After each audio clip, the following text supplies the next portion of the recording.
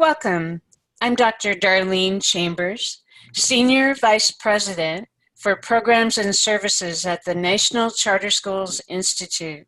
Thanks for joining me today. We're going to be guided by a question. Let's get started. How does an authorizer recruit, develop, and conduct training for a quality charter school application review team? That review team is very critical to the measurement, to the review, to the decision making of whether or not to okay that charter school application, approve it or deny it.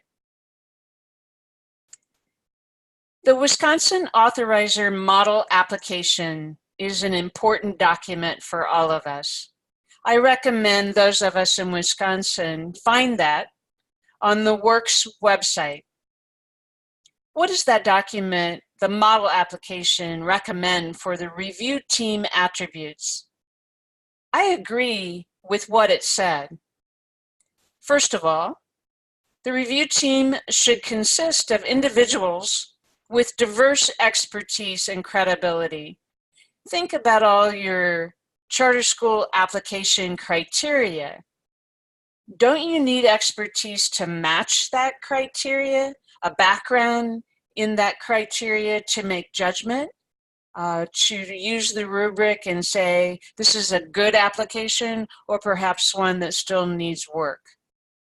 I recommend backgrounds in education, financial, legal, and in the world of operations, very important that we have a representative on the review team that knows about facilities, board governance, or perhaps management plans. Very critical. There should be no conflict of interest of any of those review team members with the applicant.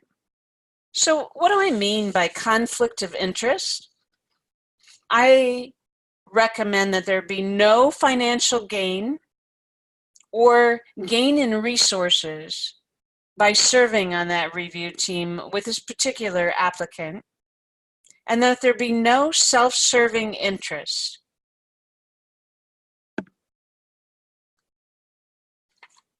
That there be a mix of internal and external third-party evaluators.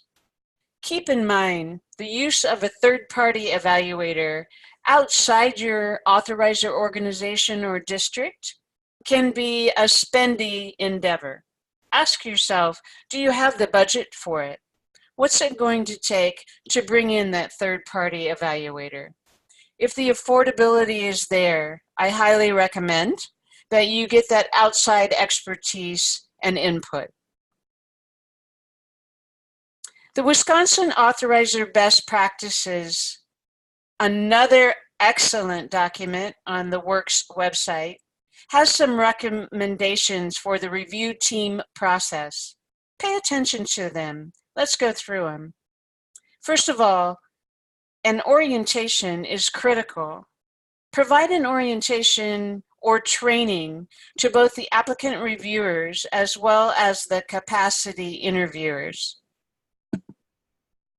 Ensure thorough understanding of not only the Wisconsin Authorizer best practices, but how about the Wisconsin Charter School law? How about other documents? Don't you think it's important for your reviewers also to understand your authorizer organization or district's mission and vision for why you exist and why you support charter schools? Think about the documents that are critical to know to inform the review process. Observe essential review protocols. I highly recommend, I'd be glad to help you with. WRCCS could also provide you resources to develop perhaps an application manual, a review team protocol framework, and we'd be glad to do that. Whatever you have, it's important that your review team knows the protocol and in the review follows that protocol and practice of your organization. Always always ensure fair treatment, equitable treatment of all applicants. Considering NACSA, the National Association of Charter School Authorizers, remember, the Wisconsin law recommends authorizers to always consider the principles and standards of NACSA. Let's review their authorizing practices. Strong application reviews that they have researched across the country. They believe that a strong application review team process always provides training to new evaluators. This is a question I get asked a lot.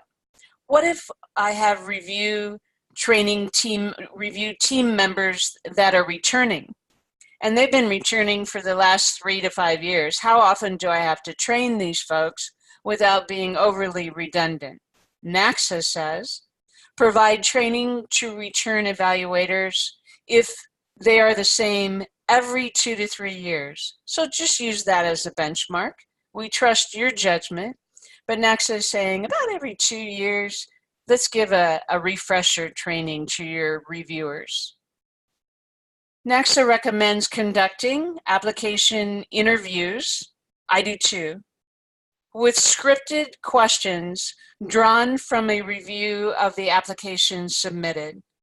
So when you have an application interview, what I call a capacity interview, let your written evaluation rubrics and comments inform that interview, that they be in alignment with the whole process, that you rehearse those scripted questions before the capacity interview. Don't forget to have a solid rubric for the interview. When you serve on evaluation team, when you use any type of rubrics for your review, it's always important. I conduct these every single time that I'm part of a review process, is to have a norming training, so to speak, a norming process. Because all of us are different in how we evaluate, it's important for internal, external review team members to understand the rubrics, to walk through the application process, to understand how the measurements are judged upon. What means meets, does not meet? What does it mean for approve or deny? What are the expectations for comments? And to go over all the standards of the rubric. With that clarity, then practice with the review team. Let them score using the protocol, the rubric process, and then share out sample scoring and practice what it means to gain consensus on reviews. I've put together an application review team training framework tool. I hope you enjoy it. The guiding steps that tool includes: first is identifying subject matter experts. Remember, we talked about the internal team. What kind of expertise should they have? Financial, operational, academic, as well as for your external reviewers. What kind of subject matter expertise do you need to add into that internal team you might have? Identify those external reviewers. Think about putting together a call for reviewers process. Who are you looking for? In your call for reviewers, how about what kind of budget you have to pay for their review? Are you flying them in, covering their expenses? What kind of timeline do you have for your application? So not only identify the external reviewers, how are you going to find them, recruit them, and pay them? Determine the prerequisites for review team training. In my conversation with you today, I've already mentioned some of those. Should they know and read your total application process? Should they understand Wisconsin 118.40 charter school law? Should they access some important and really good documents from the works website, maybe the model application. Make a list and think about what's important for all your reviewers to know to even the playing field as they begin their review of your charter school application. Identify the delivery of review team training. Remember, we all have different learning styles. Some of us like online, some of us like paper manuals, some of us like a blend of both. How are you going to do that team training? Set achievable expectations and deadlines for the review team. Very, very important that they have the review blocked off on their calendars, that they know what you want them to do to help ensure that quality application process. Please, you know I'm really big on this, but lead a norming exercise. We have all kinds of experts on our review teams. How do we help them understand the expectation for scoring? How do we get them a little bit closer in the calibration of how they're making judgment on the review rubric? Assure ongoing review quality by requiring training periodically. I'm going to assume you have some folks that you're going to tap their shoulders every single year to help you with the review. So how often? I recommend with NACSA, every 2 years minimum. And last but not least, conduct an application process debrief. Hey, we can always improve. I try really hard at the end of any process in the world of authorizing to seek feedback and to improve on behalf of our students and parents. Let's end with how we began, with our important question. I hope you have some answers to this question. How does an authorizer recruit, develop, and conduct training for a quality charter school application review team? Thanks for joining me today.